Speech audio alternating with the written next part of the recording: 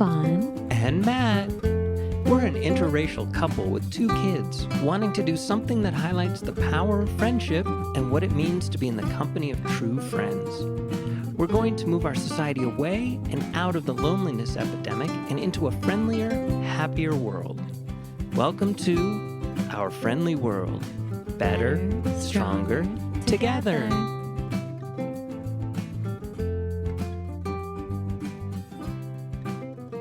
Hello, everybody. Welcome back to our friendly world. Hello, hello. Can I try that again? Yes. Welcome, everyone. Welcome back to our friendly world. I have a little thing that's partially from me, a little game we're going to play. Uh-oh. I mean, not that we're going to play a game right here, but a game we're going to play a game that will make things a little bit better. A lot better, actually. It's partially from my own findings, partially from my friend Heather Lawrence, Heather the Advisor on Instagram, and partially from a therapist that I had to go to after our wedding ceremony.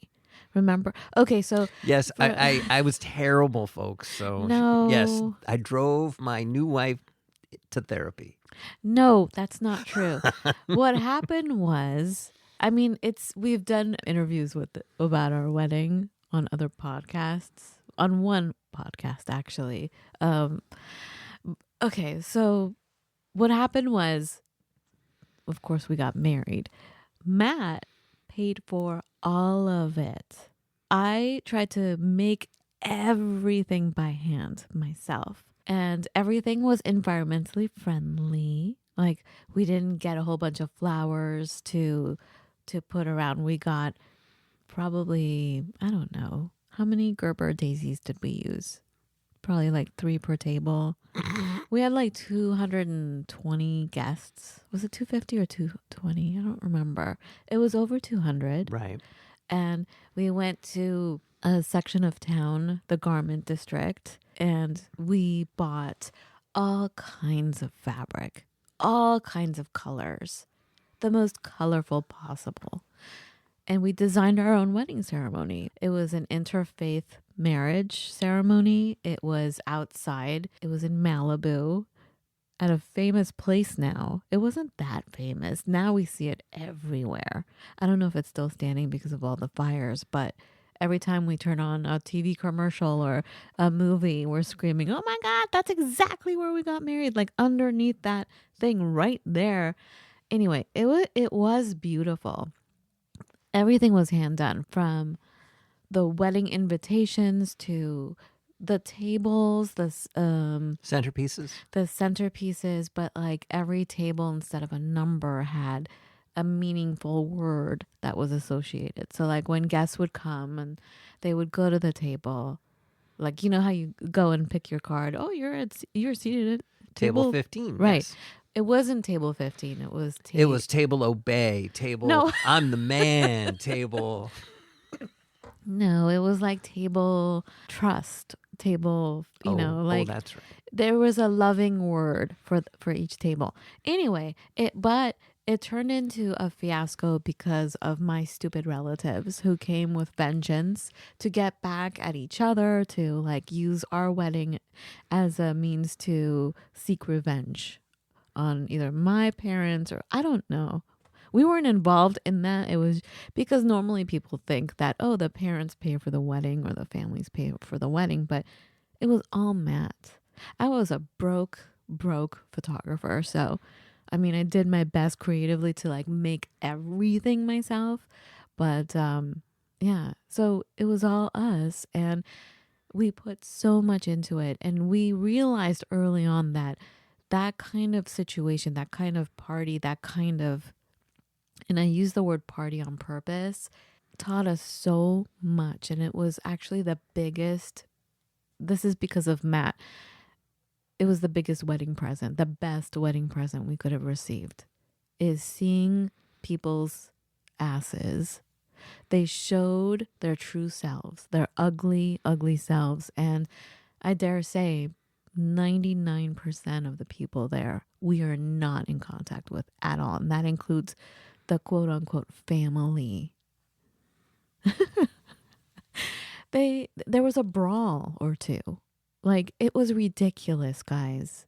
And at the same time, we had people from Calamigos Ranch who would come up to us and say, "We've never seen a wedding like this. This is so beautiful." And they work there. They do weddings all the time.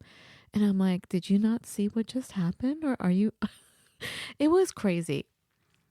Anyway, because of this, I was telling some people that I felt like when we were at the altar that I was shot with.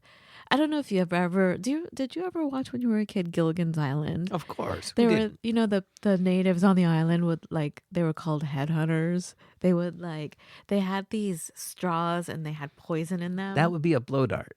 A blow dart, and they would like blow it and it would like end up infecting that person. It was like at the altar I felt the first time in my life, and I've had so many injustices coming at me, but like it was the first time I actually felt rage and hate, and I couldn't shake it off. I could not believe the nerve of these people, the audacity to create such ugliness in a situation that's about love. It totally ruined it for me, to the point where you and I, immediately said, when we have kids, we're going to have a ceremony of our own all over again, like with true friends and everything. Still hasn't happened yet. Well, I still believe, yes. Now I believe a wedding should be a very close, intimate thing. Me too. And only those people that you are 100% confident that you really want to have there should be there. Oh, and also, if you're going to have a big event like that, our advice to so many friends, and they all took it mostly, and they all come back and go, "Thank you for that advice. It was the best." Hire security, incognito security. Like, they don't know that they're security, but like when someone starts acting up, they'll be led out very kindly and removed from the situation. And that's because whenever anything dramatic, terrible happens, let's just say dramatic, everybody looks at everybody else wondering if anybody's going to do anything. And then a lot of people and just then it can ignore get stuff. personal too. Yes, definitely. So like, a security guard that's paid to be there, but they look like they're friends, but they're security. It's well worth it, guys. Do it. Anyway, but what I was going to say was, because I couldn't get rid of this rage, I couldn't shake off the hate, I ended up going to a therapist, and she said, "Okay, I want you to repeat this prayer for every person that wronged you, that you feel angry about." And I'm like, and I went down the list in my head. I'm like, that's over 220 people. That's a Now lot. hold on. My people were okay. Mostly. No, they weren't. No, I remember specifically. I'm talking my people. Your friends? Yes. Your groomsmen? Yes. The groomsmen and my table. I had a table of friends. Yes.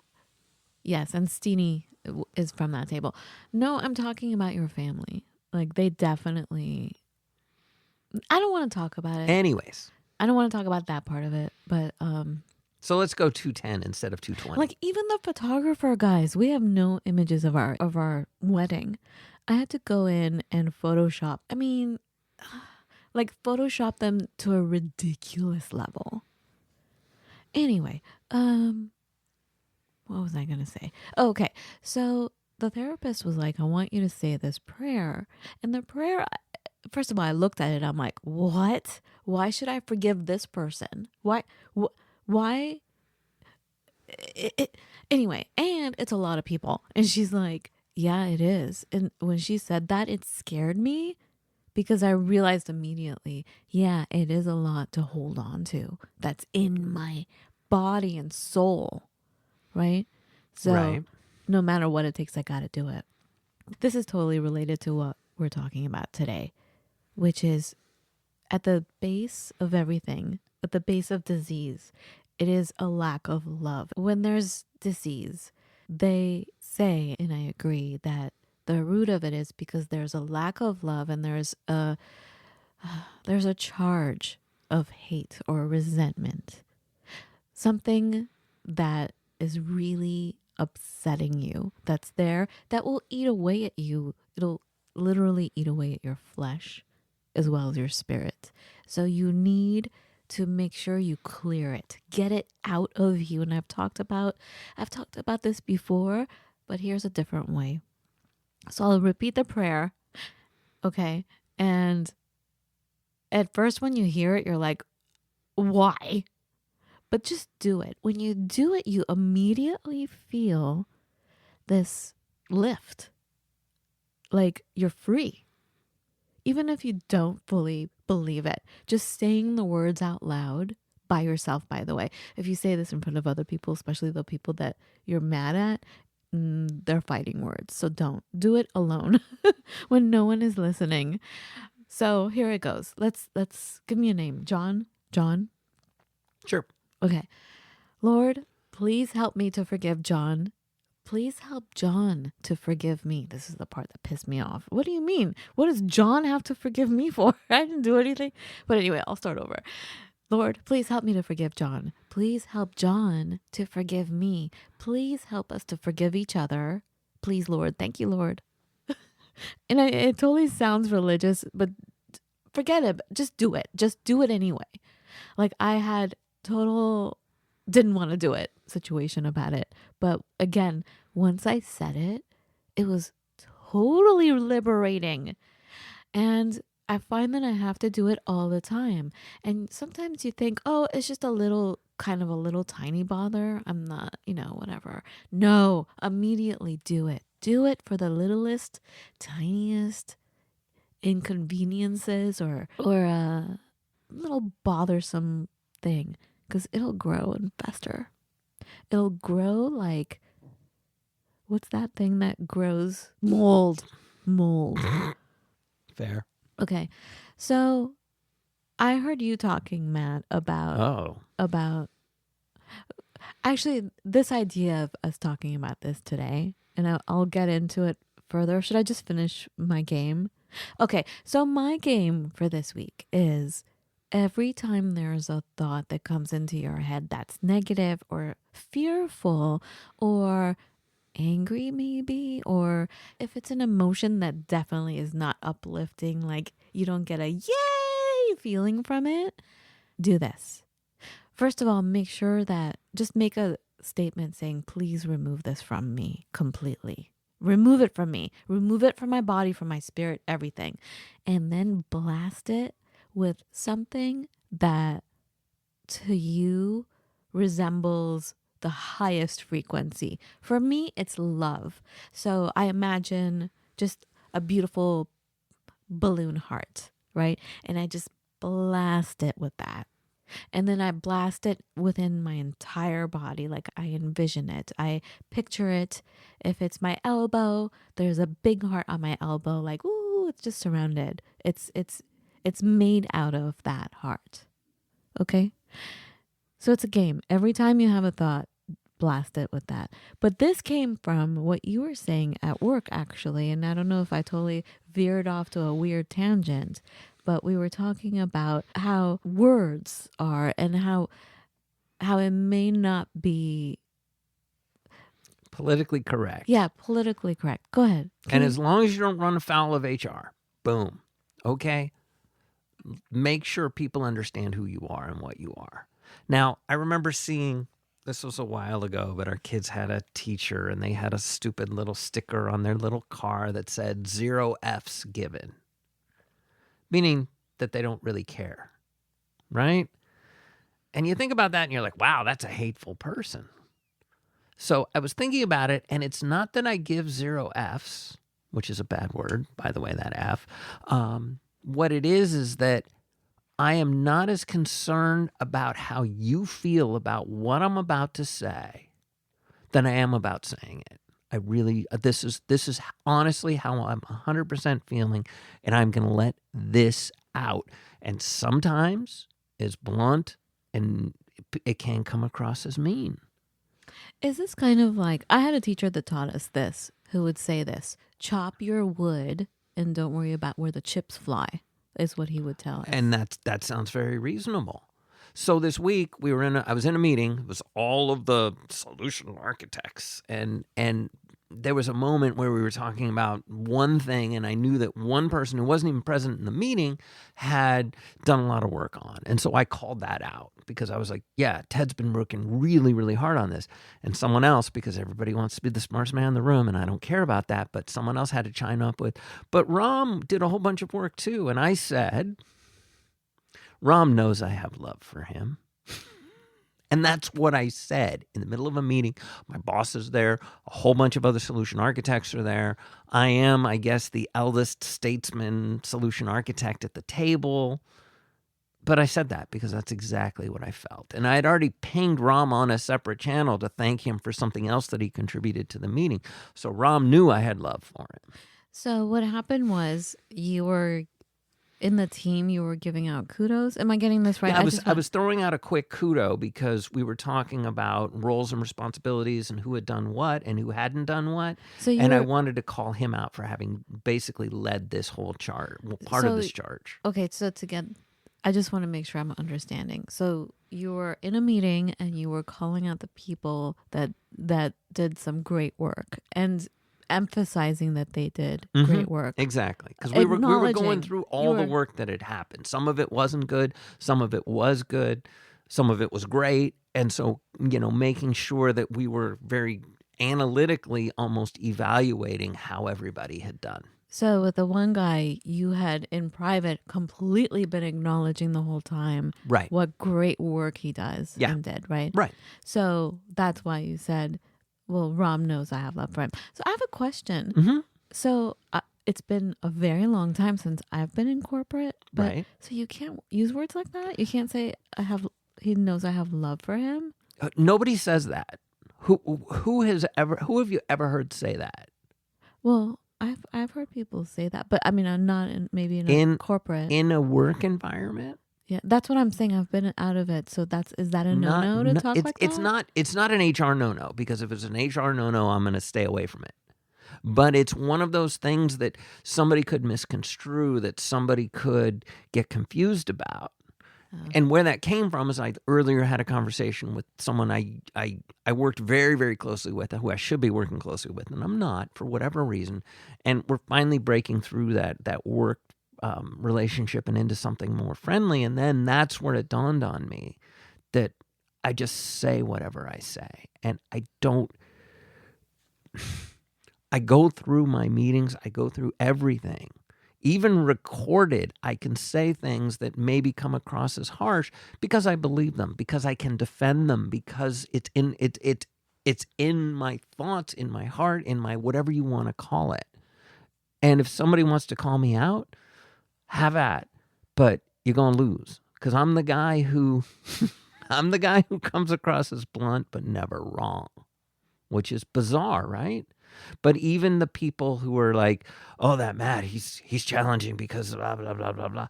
They never say, and he was wrong to say it. They never say that. It's just they're not prepared for how sometimes I say things, because I speak from the heart. Yeah, but... And it's on both sides. I'm very quick to compliment, and I'm much slower to complain. You are, because I'm listening to you. I'm at the table right next to you. But here's the thing, though. What I want to relay to everyone listening is what you're not wrong about is technical stuff. Like, you can see literally 100 steps ahead and you're like, this is not a good idea. Right. And people are like, what? That's why you come across as blunt, but as finally when they get to the 100th step, they're like, oh. Right. And they don't even acknowledge that you are right. Well, the other problem is that I prefer to listen a lot more than I talk. That's why we have 2 ears and 1 mouth. And so I try and lay it out as quickly as I can. And so people hear the words that come out of my mouth, and then the next person is like dying to get in, because nobody really listens. Everybody is just waiting for their turn to talk. So they don't take in what I say. They want to make their point now. Whereas I've listened to everything everyone else has said, and I'm taking that into account as I am, throwing things out. But people have a hard time remembering the guy who spoke for 30 seconds. They have an easy time remembering the guy who spoke for 5 minutes. And I don't have time to speak for 5 minutes on anything in the midst of a meeting unless it is that dense, but it rarely is.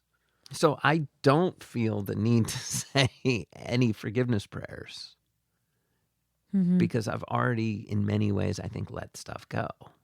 Because these people great. already know how I feel about them. And that's actually that's one piece of the Stoic mindset. But like thinking about being successful is why also I wanted to talk about this. Being successful in your career, in your relationships, and whatever you want to think of as success in whatever category in your life.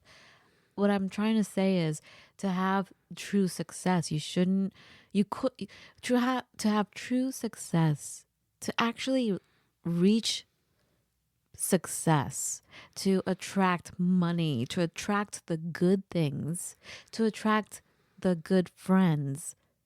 If you have any kind of resentment within you, even if it's a tiny little bit, maybe you don't like this one person that you work with, or maybe you don't like this one person that was at your wedding and you think you've gotten over it. You think, but every time you think about them, you're like, ugh, that guy.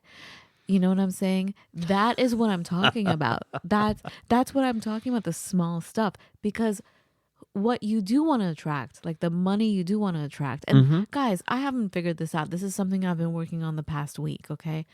But what I'm remembering is that, let's say, the people that you want to attract in your life or the money that you want to attract in your life, they can sense this bit of rage that's festering, that's building. It's like they can sniff the mold that's growing. Right. Yes. So that's what I'm talking about. Yes.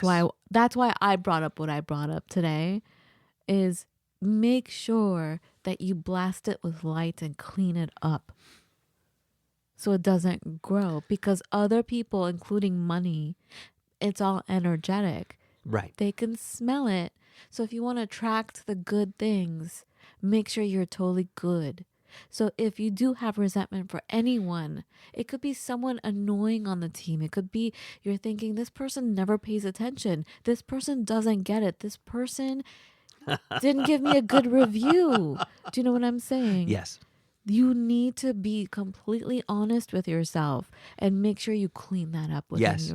And clean it up. You are absolutely 100% right. To the point where that person's name comes up or they're in front of you, you feel no charge at all. And there you have it. Yes, absolutely. And that's why I speak from the heart. Oh, it feels like you want to get mad at me now. No. Okay. No. Okay. That's why I speak from the heart. And that's why, yes, when my boss started commenting on my review, I informed him all the ways he was wrong, and he had nothing he could say about it. I mean, I threw so many truth bombs at him so fast, it hurt him. I could feel it. I could feel his entire psyche going, what? But don't you think you have to do a little statement like, oh God, please help me to forgive this person. Please help this person to forgive me. Because on the other end, you know what I'm saying? If you did by any chance hurt him in any way emotionally, or even if it was a little shock, don't you think that that statement should be said within yourself? Like, please help us to forgive each other. Thank you.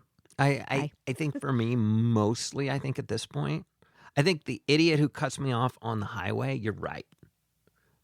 But I can get up close and personal with most people who I feel wrong me, and I can have a one-on-one conversation with them, and I can throw them the bomb. I can throw them the truth bomb. But see, why bomb? It's all kind of war. Why bomb? Warlike. I'm just saying, what does it hurt to quickly say that statement? You're right, and that. What does it hurt to just bring out the Windex and take care of it? That's true, but then. And I only say Windex because of our favorite movie. Windex is the cure. I want to nip it at the bud as far as it happening again. That's been my other kind of raison d'être. Raison d'être. There you go. The reason for being. Ooh, yeah. soup de jour. That sounds good. I'll have Reason that. Of being. Anyway.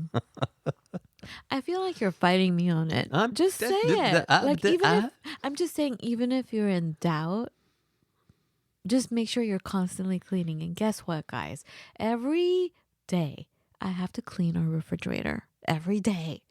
And every time I clean it, I'm like, I think we'll be good forever. But then I come back an hour later and there's something spilled on one of the shelves. I'm like, Do you know how many times I've cleaned the refrigerator door look, handles? I'm not playing games of who does what. I'm just saying it's something that constantly needs to be cleaned. Mm-hmm. Like you constantly have to brush your teeth. Hello. And we go around thinking I'll just brush my teeth and I'm set forever. No, it's a constant maintenance you have to do. True. With, oh God, please help me to forgive this person. Please, this person, help them to forgive me. Please. Thank you. Just say it. Mumble it to yourself in the privacy of your own space. Yes, You know? Yes, Are you just saying that to make me like be quiet now so we can end the show? End the episode? All right, well, that's all I have to say, guys. Have a beautiful every day. Again, we're always here. Reach out to us. Hi, Amy. Amy, Grounded in Maine, guys. Great podcast. Okay. Hi, Wendy. Love you. Okay. Happy Apple Vegan. HappyAppleVegan.com, guys. The best vegan recipes. Seriously. Happy Apple Vegan. Okay. And Grounded in Maine. Listen. Have a beautiful every day. Be well.